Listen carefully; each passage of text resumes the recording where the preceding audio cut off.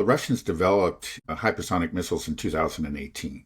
Here it's 7 years later, we still haven't. Well, if you look at the Russian side of it, they began research into hypersonic missiles back in the Soviet era, all the way back to the 19th. They had programs, they were looking at, developing the concepts and so forth. So they already had a head start on that. The Americans who tried to steal some of this, especially during the 90s, there were a lot of these Russian institutes kind of opened up and began to collaborate with Westerners. And the Russians were afraid that some of these Westerners may have acquired top secret information, especially about their hypersonic program. At some point, yeah, there was a fear that this some of the secrets, maybe it wasn't the 1990s, maybe more like 2010, when the Russians decided they needed to find out, like, what did the Americans, what information did they acquire? Did they actually get some top secret information they should not have gotten? And so they did look into, through espionage, what the Americans were doing, how much of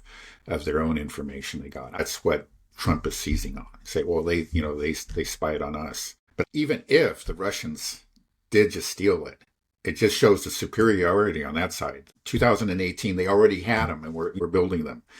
Why hasn't America been able to do that? Why? Yeah, that's a good question. I mean, that's a very good question.